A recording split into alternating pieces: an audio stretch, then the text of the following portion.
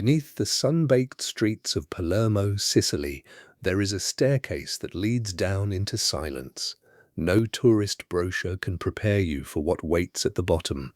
No photograph can capture the feeling of standing in a corridor lined, wall to wall, ceiling to floor, with the dead. Not skeletons hidden in coffins, not ashes sealed in urns, but bodies, dressed in their Sunday best, propped up on hooks and ledges, their leathery faces frozen in expressions that time itself seems to have forgotten to erase. Welcome to the Capuchin Catacombs, the city of the dead. For over 400 years, this underground world beneath the Capuchin monastery has held on to more than 8,000 souls. Monks, noblemen, doctors, soldiers, mothers and children, all resting in the dark, staring out at visitors with hollow eyes and skin stretched tight over ancient bone. It is one of the largest displays of mummified human remains anywhere on Earth, and yet walking through it feels less like a museum and more like stepping into a memory that refuses to fade. The story begins in the year 1599. The Capuchin friars of Palermo had run out of room. Their small monastery cemetery was full, and something had to be done with their deceased brothers, so the monks dug down, carving out crypts beneath the monastery floor, and there they discovered something extraordinary. The volcanic rock and unique air conditions of the tufa caves acted almost like nature's own preservation chamber. When the first monks were laid to rest and later exhumed for reburial, their bodies had not decayed the way flesh should. Skin had dried instead of rotted. Faces still held the shape of the men they once were. To the friars, this was nothing short of a miracle, a sign from God that their brothers' souls remained close, watching over the living. And so a tradition was born. The monks began deliberately preserving their dead, first through natural drying in these ventilated chambers, and later through more deliberate methods, embalming with arsenic and lime, bathing bodies in vinegar, and drying them out for months on ceramic pipes called collatoi, before dressing them in the clothing they had worn in life. Word spread across Sicily, and soon being buried in the Capuchin Catacombs became something extraordinary, a mark of status and honor. It was no longer just for monks. Wealthy families petitioned the friars for the privilege of eternal preservation. They paid handsomely to secure a place for their loved ones, and in return their family members joined the ranks of the dressed dead, standing shoulder to shoulder in corridor after corridor, each one dressed according to their station in life. Walk through those corridors today, and you walk through history itself, sorted by profession and gender, the way the living once organized their society above ground.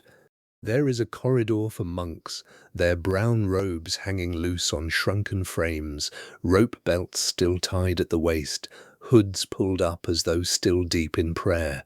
There is a corridor for professionals, doctors and lawyers, dressed in fine coats, their hands folded as if paused mid-thought.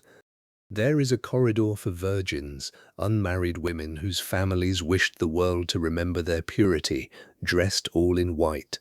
There is even a corridor for children, small figures tucked into tiny alcoves, their tiny shoes still laced, as though they might wake at any moment and run off to play. And then there is Rosalia. If the catacombs have a single face that haunts visitors long after they've climbed back up into daylight, it belongs to a little girl named Rosalia Lombardo. She died in 1920 of pneumonia, just 2 years old, and her grief-stricken father, unable to bear losing her to time as well as death, sought out an embalmer named Alfredo Salafia. What Salafia did to preserve her has puzzled scientists for over a century. Rosalia does not look like the other mummies in the catacombs. She does not look mummified at all. Her skin still holds a soft, rosy hue. Her eyelashes rest gently against her cheeks. Her hair is arranged in soft curls tied with a ribbon. She looks, impossibly, as though she is only sleeping, and has been sleeping now for over 100 years. Visitors call her Sleeping Beauty, and staring into her small, still face, it is nearly impossible not to feel your breath catch in your throat.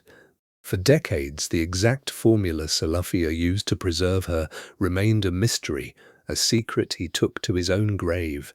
It was not until researchers uncovered his handwritten notes decades later that the mixture was finally revealed.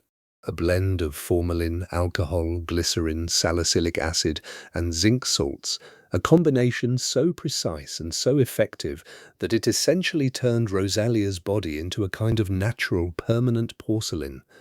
It remains one of the most advanced embalming techniques ever discovered from that era, and modern conservators still study her today, adjusting humidity and light levels in her glass case to keep her preserved exactly as her father once saw her. But Rosalia is only one voice among thousands in this vast, silent congregation. As you move deeper through the tunnels, the walls seem to close in around you, packed floor to ceiling with the departed.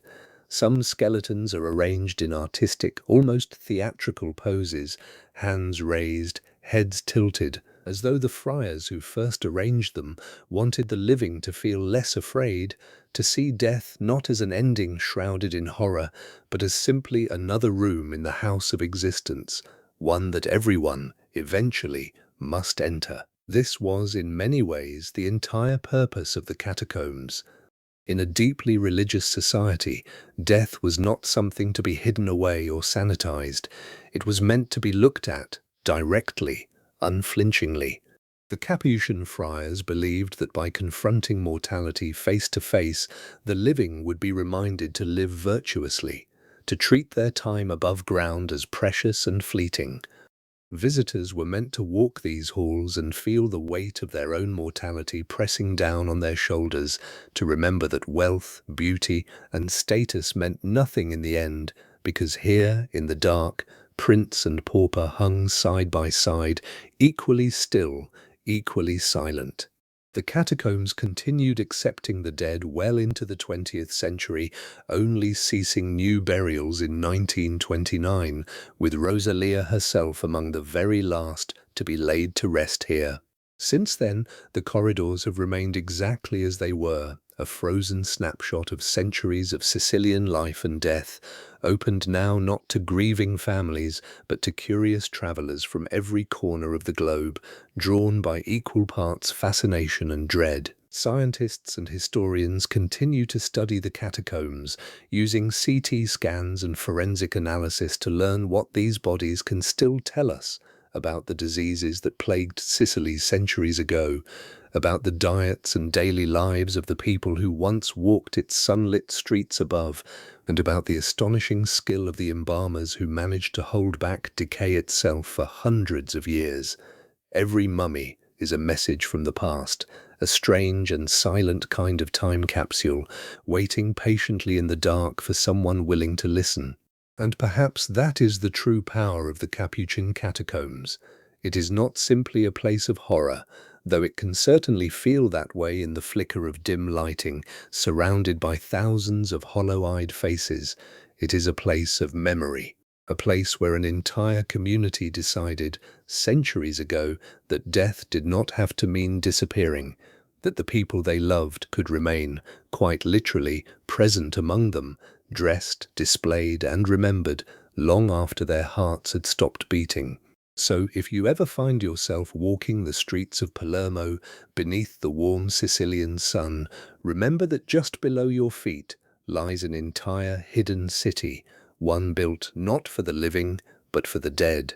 A city where monks in brown robes still stand watch after 4 centuries, where a little girl still seems to sleep, undisturbed by time, and where thousands of silent faces continue to remind every visitor of the same ancient, unshakable truth, that we are all, eventually, headed for the same quiet room in the dark.